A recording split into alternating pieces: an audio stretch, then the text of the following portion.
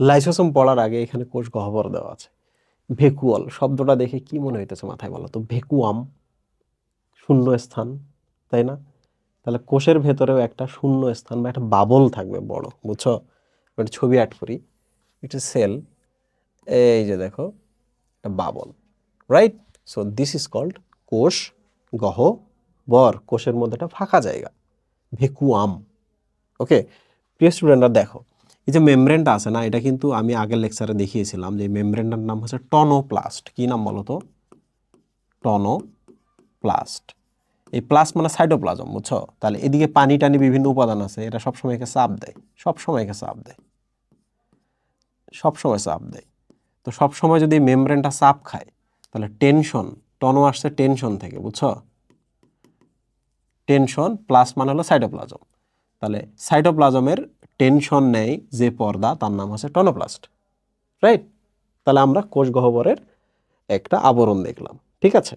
এবার চলে আসি যে এর ভেতরে কি থাকে। তোমাদের বাসায় কি কখনো এমন রুম আছে যে রুমে তোমরা কেউ থাকো না, ভাঙা চেয়ার, ভাঙা সোফা, ভাঙা টিভি ওখানে রাখা হয়েছে, স্পেয়ার রুম?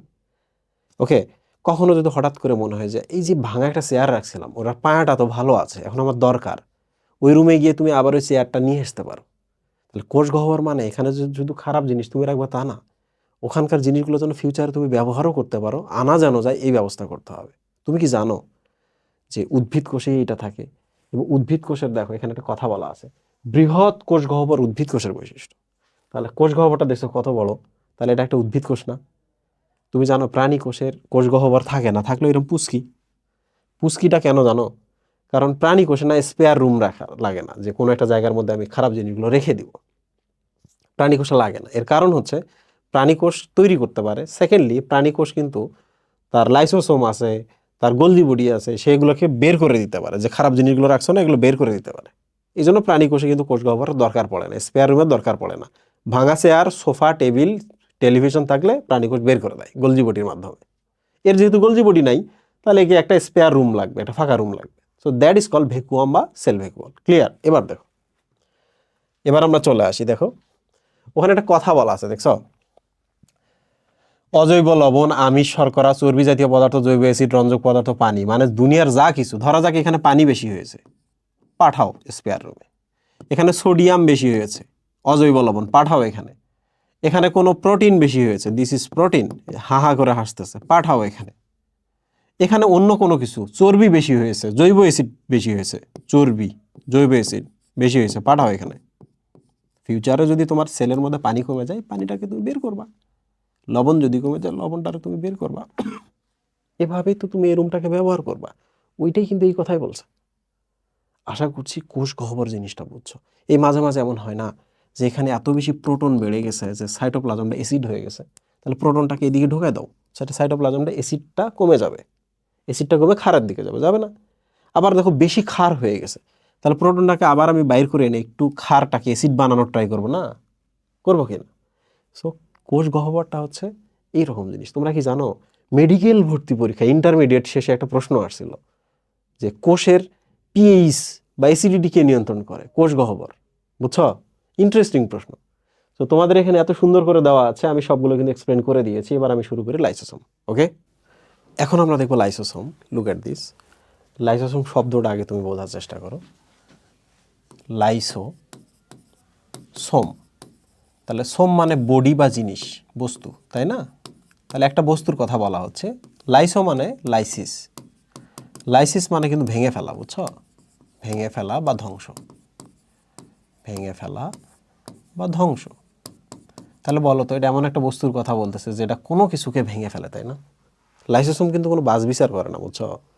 কোষ বিভাজনের সময় সে নিউক্লিয়াসের আবরণটাকে ভেঙে ফেলে, সে পারলে কোষটাকে ভেঙে ফেলে, কোষের মধ্যে যদি জীবাণু আসে তারে ভেঙে ফেলে, সব কিছুকেই ভেঙে ফেলে, গলায় ফেলে, ধ্বংস করে ফেলে, হজম করে ফেলে, এভরিথিং করে ফেলে। এটা ইন্টারেস্টিং জিনিস আমি তোমাদের দেখাই। লাইসোসোম হলো এইটা, দেখো ভেতরে যারা আছে এরা খুব বিধ্বংসী এনজাইম। বিধ্বংসী এনজাইমগুলোকে তুমি যদি আবরণ দিয়ে না আবৃত করে রাখো, এরা কিন্তু বের হয়ে আশপাশে নিউক্লিয়াস সহ বিভিন্ন জিনিস আছে এগুলোকে ধ্বংস করে ফেলবে। এই জন্য দেখো এখানে বলা আছে লাইসোসোমের চারপাশে একটা পর্দা দিয়ে আলাদা করে থাকে, তাই না? নইলে তো বের হয়ে খবর করে ফেলবে। আর এর ভেতরে কে থাকে? উৎসেচক বা এনজাইম। এই যে ভেতরে দেখতে পাচ্ছ এনজাইম, এরা কি করে? পরিপাক করে। তুমি কি জানো পরিপাক করা মানে কি? পরিপাক করা মানে ভেঙে ফেলা। তার মানে লাইসোসোমের এনজাইমগুলো ভেঙে ফেলে যে কোনো কিছুকে, এই জন্য এদেরকে একটা পর্দা দিয়ে আমরা আলাদা করে রাখি, ঠিক কিনা? তো আমি একটা জিনিস দেখাই তোমাদের, ইন্টারেস্টিং জিনিস। ধরা যাক এটা একটা কোষ, সাদাটা হলো কোষ, এটা লাইসোসোম সাইটোপ্লাজমের মধ্যে আছে, একটা জীবাণু এই জায়গায় চলে আসছে। বলতো জীবাণু যখন চলে আসে, এই কোষটার নাম আমি ধরে নিলাম হচ্ছে শ্বেতকণিকা। শ্বেতকণিকা কি জীবাণুকে ভক্ষণ করে না? ফ্যাগোসাইটোসিস করে না? তাহলে এবার দেখো কি করবে সে, দেখো কি করবে। খুব ইন্টারেস্টিং জিনিস এটা, কারণ তোমাদের পড়ার মধ্যে আছে। তার যে সেল মেমব্রেনটা এখানে আছে না, সেই সেল মেমব্রেনটার একটু শেপ চেঞ্জ করবে। শেপ চেঞ্জ কেমন দেখো, এই যে এইরকম করে দেখো ক্ষণপথ সৃষ্টি করছে, করে ক্ষণপথটা আরও বাড়াবে, এই ক্ষণপথটা আরও বাড়াবে, বাড়ায় দুটো একসাথে লেগে যাবে। তোমরা একটা জিনিস খেয়াল করছো, জীবাণুটা চারপাশে একটা আবরণ তৈরি হয়েছে, এই যে দেখো একটা আবরণ তৈরি হয়েছে। তাহলে এই জিনিসটা এখন কি এদিকে আসবে না? এই যে এখানে আসবে না? আসবে কি না? তাহলে ভেতরে জীবাণুটা থাকবে না? এখন পর্যন্ত দেখো জীবাণু হাসতেছে হা হা করে। তাহলে প্রথমে কোষ জীবাণুটাকে ভেতরে নিয়ে আসলো, কিন্তু দেখো জীবাণুটাকে না সাইটোপ্লাজমে যাইতে দেয়নি। লাইসোসোম তার এনজাইমকেও সাইটোপ্লাজমে যাইতে দেয় না। এই কোষটা তার যে জীবাণুটাকে ধরেছে তাকেও দেখো আটকায় রাখছে। এখন ওরে ওই ঘরে আর এরে এই ঘরে আটকায় রাখলে কি জীবাণুটাকে আমি ধ্বংস করতে পারবো? পারবো না। এই সময়ে সবচেয়ে ইন্টারেস্টিং জিনিসটা ঘটে, সেটা হলো এই মেমব্রেন আর এই মেমব্রেনটা একসাথে হয়ে যায়। দুইটা মেমব্রেন যখন একসাথে হয়ে যায়, লুক এট দিস, তখন ভেতরের যে এনজাইমসগুলো আছে, এই এনজাইমগুলো এখানে ট্রাভেল করে। দেখছো ট্রাভেল করতেছে, ওখানে যাচ্ছে। যাওয়ার পর যে জীবাণুটা আছে, জীবাণুটাকে এবার তারা কি করবে দেখো, টুকরা টুকরা টুকরা টুকরা টুকরা টুকরা ভেঙে চুরে সারখার করে ফেলছে। ভেঙে চুরে ফেলছে না? ভেঙে চুরে যদি ফেলে, এখন প্রশ্ন হলো ভাইয়া ও তো জীবাণু ছিল, ওকে ভাঙলাম, ভেঙে লাভটা কী হলো? এই তোমরা আমাকে বলো তো, তোমরা আমাকে এইভাবে বলো যে একটা লোহা হচ্ছে ছুরি, লোহাটাকে যদি আমি টুকরা টুকরা টুকরা টুকরা করি, ওটা কি ছুরি থাকে? ওইটা দিয়ে কি আর মানুষ মারা যাবে? যাবে না। তার মানে যে জিনিসটার শেপ এখন এইরকম ক্ষতিকর, ওই জিনিসটাকে যদি আমি ভেঙে টুকরা টুকরা করি, ও আর ক্ষতিকর থাকে না। তাহলে জীবাণুটাকে যখন আমি ভাঙবো, ও তো প্রোটিন, লিপিড, তারপর হচ্ছে কার্বোহাইড্রেট, এই জিনিসগুলো দিয়ে তৈরি, তাই না? এই জিনিসগুলো তো খারাপ না। তো জীবাণুটাকে যখন ভাঙছি, জীবাণুটা কিন্তু আর খারাপ না। একটা দারুণ জিনিস হয়, সেটা হচ্ছে এই যে জিনিসটা আছে না এখানে, টুকরাটা সাইটোপ্লাজমের দরকার চলে গেল, এই টুকরাটা সাইটোপ্লাজমের দরকার চলে গেল, এই টুকরাটাও যাবে, এই টুকরাটাও যাবে, এই টুকরাটাও যাবে। তাহলে দেখো এই যে ভেতরে চলে আসলো। তাহলে আর ভেতরে কি কিছু থাকতেছে? এখানে আর ভেতরে কিছু থাকতেছে? থাকতেছে না।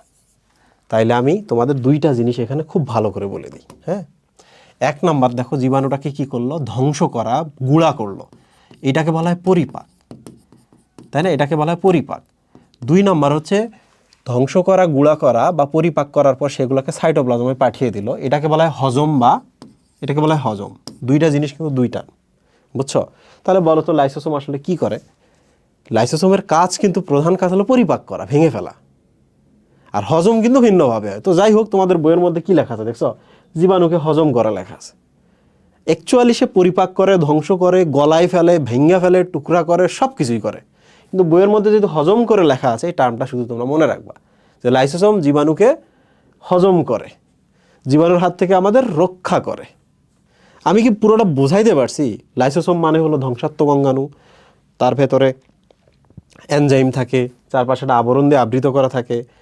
জীবাণু যখন একটা ভক্ষণ করে, সেই জীবাণুটাকে সে কী করে, হজম করে, ঠিক না? রাইট? এবার দেখো আরেকটা ইন্টারেস্টিং জিনিস ঘটে। এই ধরা যাক যে আমি পাহাড়ে গেছি, কিংবা আমার সিচুয়েশন এমন খারাপ যে আমার শরীরের অক্সিজেন পাইতেছে না। ভালো করে চিন্তা করো, আমার শরীরে ধরা যাক 4টা কোষ আছে, যদিও আমার শরীরে ট্রিলিয়ন কোষ আছে, আমার শরীরে 4টা কোষ আছে। আমি আমার শরীরটা এই 3টা কোষ দিয়ে বাঁচাইতে পারবো, কিন্তু 4টা কোষ দিয়ে আমি এখন আছি। একটু ভালো করে ভাবো, ডিপ চিন্তা ভাবনা, কিন্তু মজার জিনিস। আমার শরীরে মোট কোষ কয়টা? 4টা। 4টা নিয়ে আমি বেঁচে আছি, কিন্তু কয়টা হলেও আমি বাঁচবো? 3টা হলেও বাঁচবো, রাইট? এখন চিন্তা করো তো, হঠাৎ করে তুমি এমন একটা পরিবেশে গেছো, সেখানে অক্সিজেন কম হয়ে গেছে। অক্সিজেন কম। অক্সিজেন কম হলে তোমরাই বলো তো, অক্সিজেনের মাধ্যমে কি আমরা সবাত শ্বসনের মাধ্যমে এটিপি উৎপন্ন করি না? করি কি না? এটিপি উৎপন্ন করি। বলো তো অক্সিজেন যদি কম হয়, এটিপি কম উৎপন্ন হবে না? এটিপি যদি কম উৎপন্ন হয়, তাহলে সব কোষ কি খাবার পুষ্টি ঠিকঠাক পাবে? এটিপি পাবে? পাবে না। তাহলে এখন আমাকে কি করতে হবে? এখন আমাকে কোনো মতে হলেও বেঁচে থাকতে হবে। আমি যদি এখন বলি না 4টা কোষে আমি রাখবো, এটিপি সবগুলোই কম পাক, সব কোষই মারা যাবে। বাট আমি যদি এখন একটা কোষ মাইরা ফেলি, তাহলে এই এটিপি যে কমে গেছিল এখন 3 জনের জন্য পর্যাপ্ত না? পর্যাপ্ত কি না? ইয়েস, 4 জনের জন্য পর্যাপ্ত ছিল না, 3 জনের জন্য পর্যাপ্ত। তাহলে একটা কোষ যদি আমি মাইরা ফেলি, তাহলে সে আর এটিপি ব্যবহার করতে পারবে না। দেখছো, লাইসোসোম এই কাজটা করে। ওই কোষের ভেতরে যে লাইসোসোমটা ছিল সে ওই কোষটাকে ধ্বংস করে দেয়, বলে বাকি যে 3টা আছে এই 3টা ওই এটিপিতে কোনো মতে বেঁচে থাকুক, কারণ মানুষ 3টা কোষ হলেও বাঁচে। সো এই জিনিসটাই যে এখানে বলা আছে দেখো, সেটা হলো যে কখনো অক্সিজেনের অভাব হলে কিংবা লাইসোসোমের পর্দা, লাইসোসোমের যে দেয়ালটা আছে, দেয়ালটা যদি ভেঙে চুরে যায়, এগুলো বাইরে চলে আসে, তখন কোষটা কী হয় বলো তো? কোষের যে অঙ্গাণুগুলো আছে এগুলো নষ্ট হয়ে যায় এবং কি কোষটাও মারা যেতে পারে। আশা করছি আমি বোঝাতে পেরেছি। আসলে তো কোশ্চেন সলভ করে লাইসোসোম থেকে প্রচুর প্রশ্ন আসে। 1 নম্বর প্রশ্ন দেখো,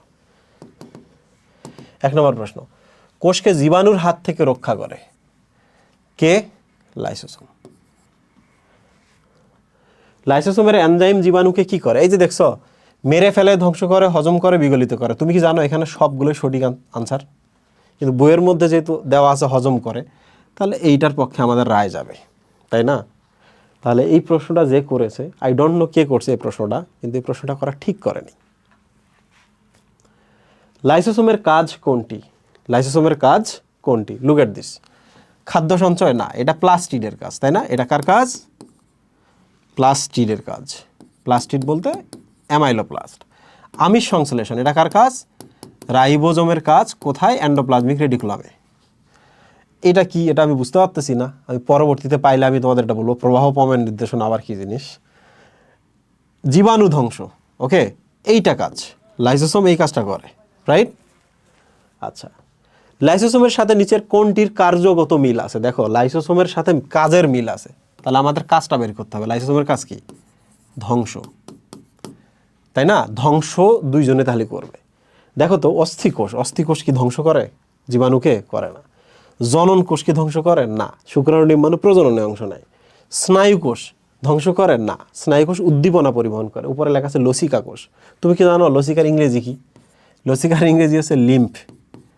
তাহলে লসিকার মধ্যে যে কোষ থাকে তার নাম কি বলো তো? লিম্ফ সাইট মানে কোষ। বলো তো এটা কি? লিম্ফোসাইট হইল না?